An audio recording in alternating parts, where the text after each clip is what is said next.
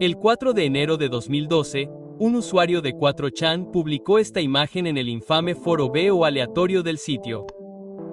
El autor anónimo, que se hacía llamar 3301, desafió a los usuarios a descubrir un mensaje oculto en la imagen. Sin que lo supieran quienes se toparon con ella, alguien acababa de poner en marcha una de las búsquedas del tesoro más elaboradas que se hayan visto en Internet.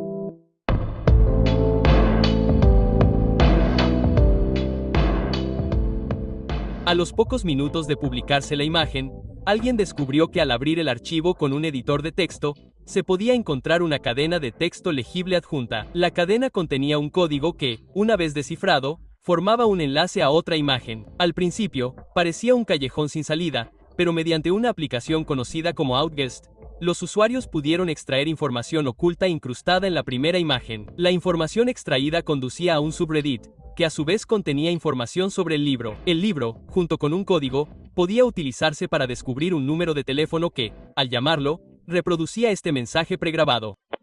Muy bien. Lo has hecho bien. Hay 3 números primos asociados a la imagen JPG final original. 3301 es uno de ellos. Tendrás que encontrar los otros 2. Multiplica estos 3 números y añade un .com al final para encontrar el siguiente paso. Buena suerte. Adiós. Al día siguiente, la imagen inicial se había vuelto a publicar en todo Internet.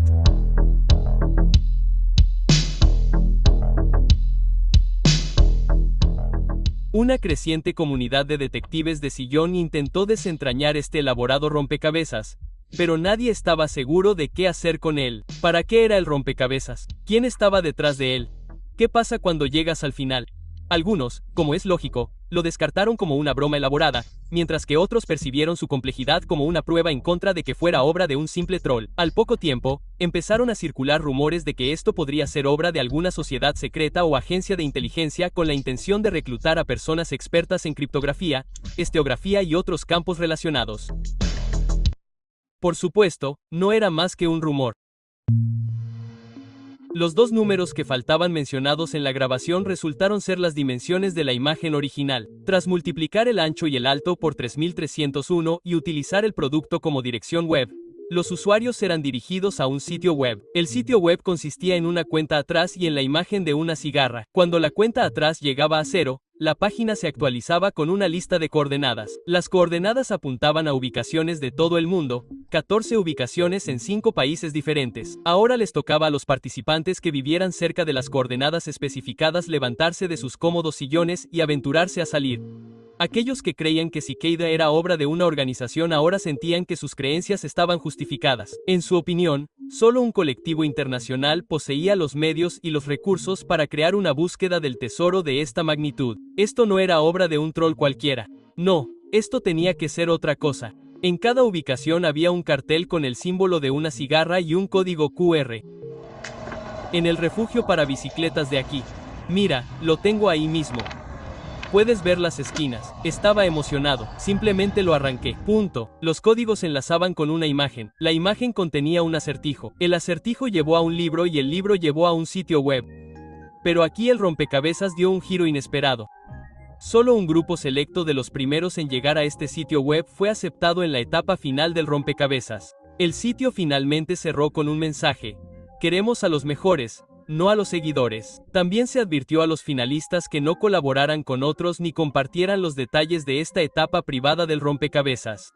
Bueno, dado que sabemos esto, es seguro decir que no todos hicieron caso a esa advertencia, pero los que lo hicieron presumiblemente avanzaron a través de las etapas finales antes de llegar al final del rompecabezas.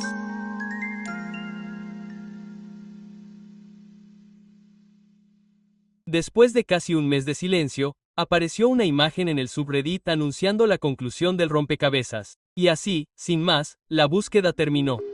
Cicada supuestamente había encontrado a los individuos altamente inteligentes que estaban buscando y lo que les sucedió es un poco misterioso. Pero hablaremos de eso en un momento. La falta total de explicación fue percibida por muchos como la confirmación de que el rompecabezas no había sido más que una búsqueda inútil destinada a hacer perder el tiempo a todos. Después de todo, las preguntas que planteaba la imagen original seguían sin respuesta. ¿Para qué servía el rompecabezas? ¿Quién estaba detrás? ¿Qué pasaba cuando llegabas al final? Sin embargo, como se supo más tarde, esto era solo el principio.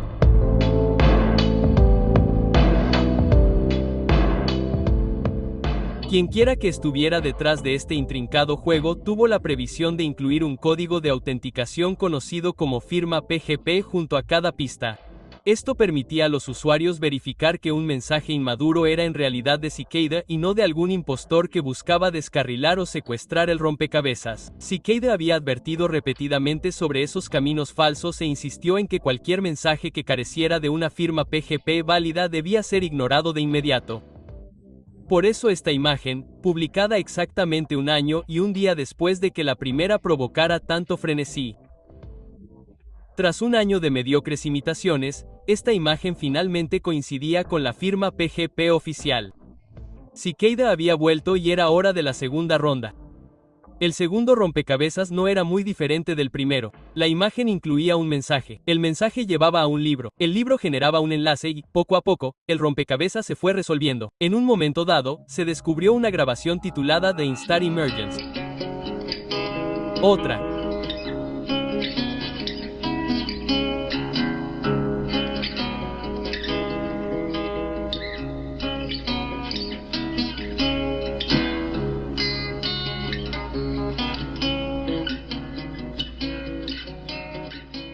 Pista condujo a una críptica cuenta de Twitter que luego condujo a una imagen. La imagen resultó vital para el avance del rompecabezas.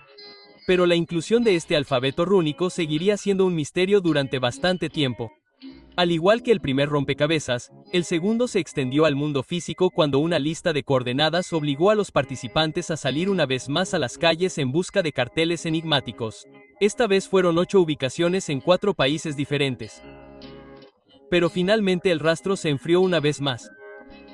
Otro grupo selecto de los primeros en llegar fue aceptado en una etapa final privada del rompecabezas. A diferencia del primer rompecabezas, el segundo no concluyó con un mensaje oficial de Cicada. El rastro simplemente se enfrió y Cicada desapareció una vez más, sin dejarnos más cerca de una explicación. Sin embargo, esto todavía no era el final.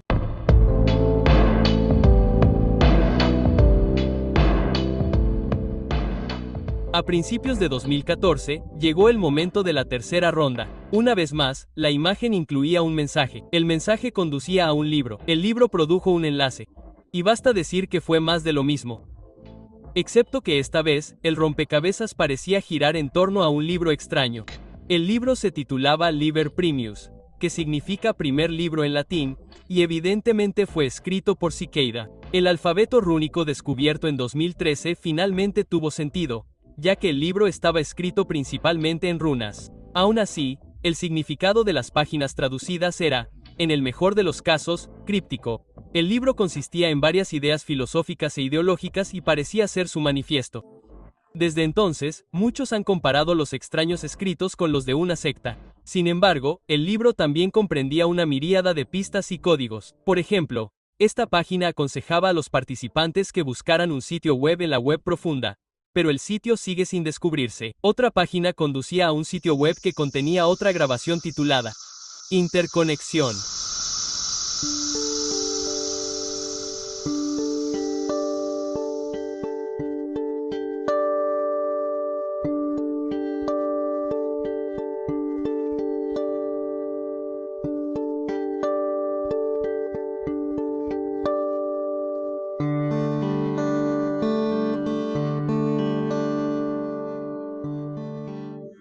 Sin embargo, una parte significativa del libro aún no se ha traducido.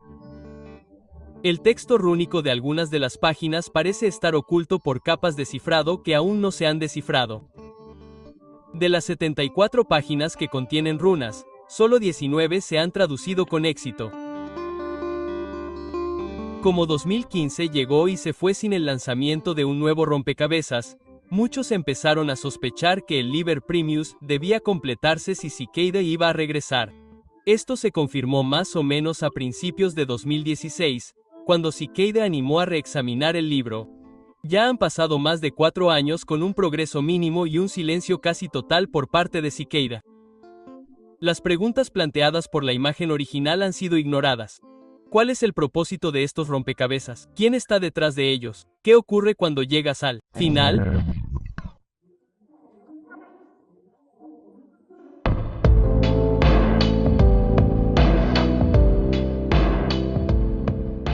Cuando la imagen inicial apareció en 4chan en 2012, muchos asumieron que Cicada 3301 era un juego de realidad alternativa diseñado por una corporación para promocionar un nuevo servicio o producto. Por ejemplo, Microsoft desarrolló un elaborado juego de realidad alternativa en 2001 para promocionar la película Inteligencia Artificial y se utilizó una campaña de marketing viral similar para promocionar el lanzamiento de Halo 2.